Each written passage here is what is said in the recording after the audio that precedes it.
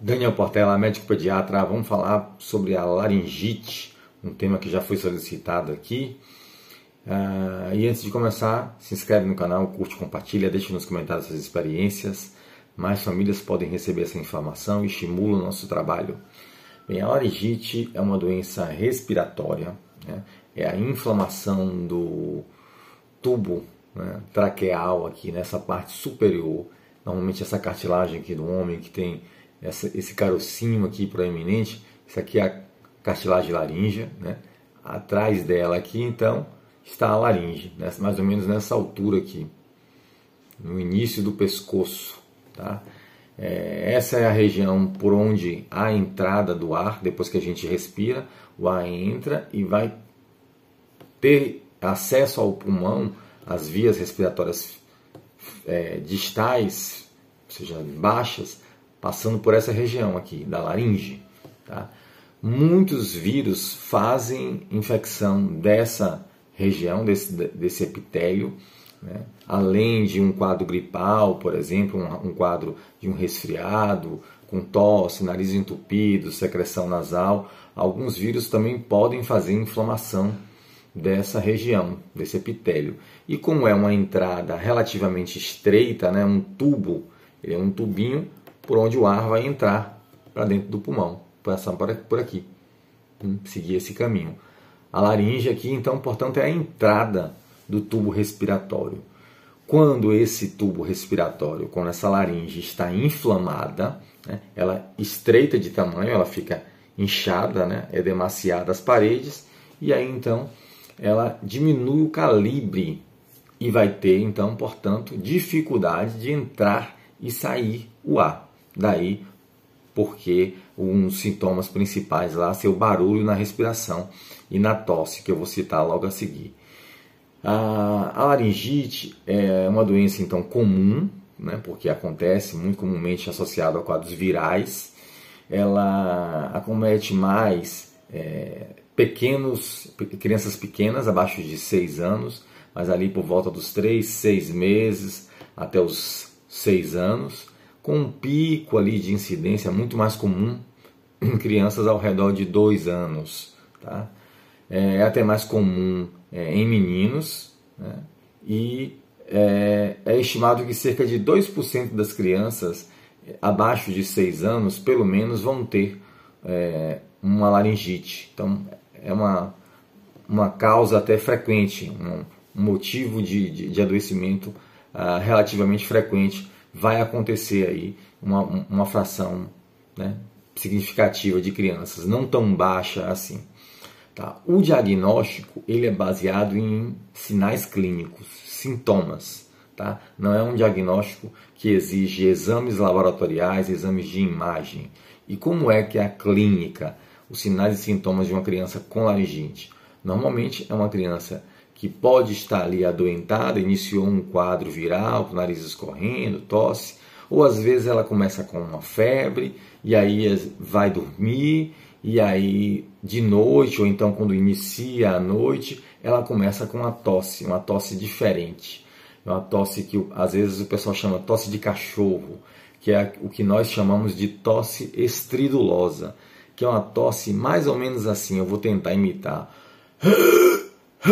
A criança tosse e no final da tosse tem um barulho mais ou menos como esse. Tá bem feio, né? Eu acho que eu não consegui imitar direito. É uma tosse, como o pessoal diz, é uma tosse de cachorro.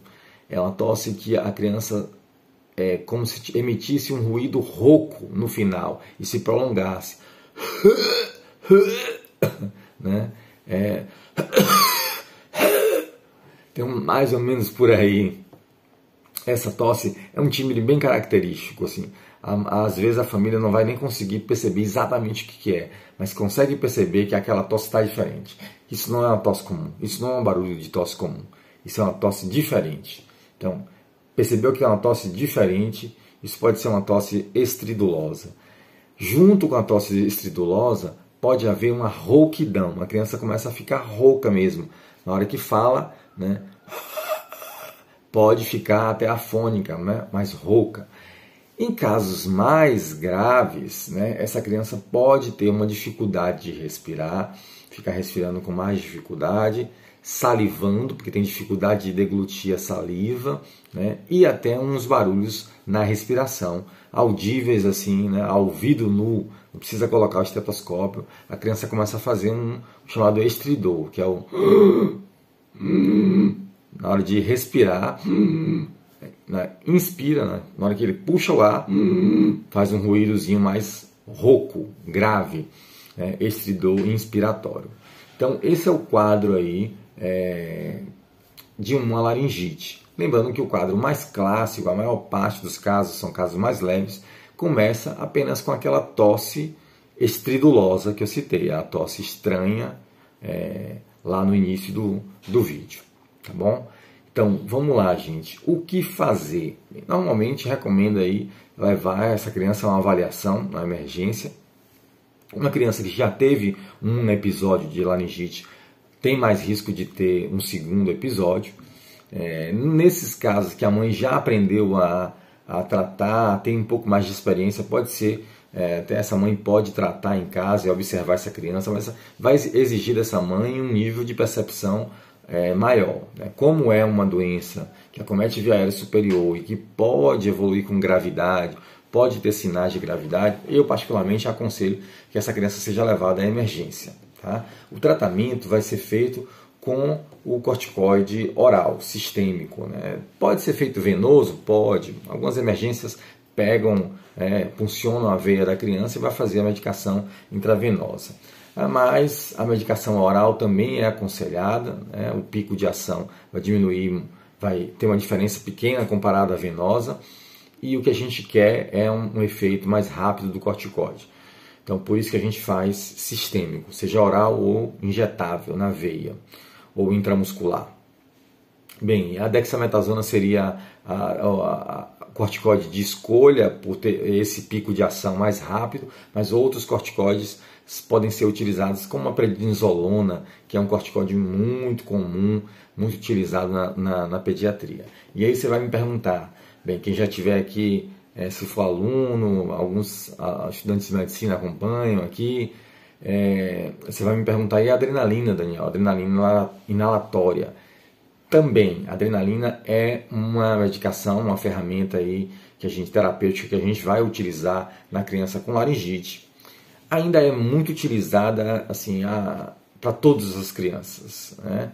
Mas assim, há guidelines, aí, há protocolos de algumas instituições que nem se utiliza a adrenalina inalatória para todas as crianças e se reserva a adrenalina inalatória para casos mais graves, quando a criança já tem aqueles sinais que eu falei, né, de algum desconforto respiratório, um estridor, né, a criança que está salivando, manifestando já um grau de obstrução da via aérea superior maior. Então a gente vai fazer as sessões de inalação da adrenalina. Como é que a gente faz isso? Pega aquele aparelho de nebulização, né, ao invés de colocar o soro fisiológico, a gente vai colocar a própria adrenalina, a medicação, né, ampola da adrenalina dentro do frasquinho de soro e do frasquinho da nebulização, e a criança vai inalar ali sessões que podem ser repetidas a cada 20 minutos. A gente pode repetir ali 0,5 ml por quilo, dando um máximo aí de 3 a 5 ml dose, né, de inalação de adrenalina. E aí então a gente vai observar. A maior parte dos casos vai melhorar apenas com isso. Pouquíssimos casos hoje com, né, uma boa vacinação, cobertura de vacinação ajudou a diminuir os casos de epiglotite, de laringite grave. Então isso aí melhora a imensa maioria dos casos. As crianças não vão precisar de oxigênio ou internação em UTI com intubação. Isso aí é caso realmente... Eu particularmente nunca peguei, na época de emergência, que trabalhava em emergência, casos de laringite que precisaram entubar. É bem pouco frequente hoje isso, gente. Então é isso, essa criança vai mantida hidratada, o tratamento sintomático para o resfriado e mantém a observação para os sinais de dificuldade respiratória para retornar ao hospital. Esse corticoide vai ser mantido aí por mais ou menos uns 3 dias, né, no máximo 5 dias. A criança então vai para casa utilizando isso, pode fazer a inalação com soro fisiológico em casa, depois que vai para casa então sai com a nebulização de soro e utilizando aí no terminar o tratamento do corticoide por mais uns 3 dias. Esse é basicamente o tratamento da laringite. E essa criança pode ter, que já teve um episódio, pode ter outros episódios no futuro, tem mais chance de ter um outro episódio no futuro, tá bom? Se esse conteúdo foi relevante, se inscreve no canal, curte, compartilhe, deixa nos comentários suas experiências. Mais famílias podem receber essa informação e ajuda a disseminar aqui, incentivar nosso trabalho.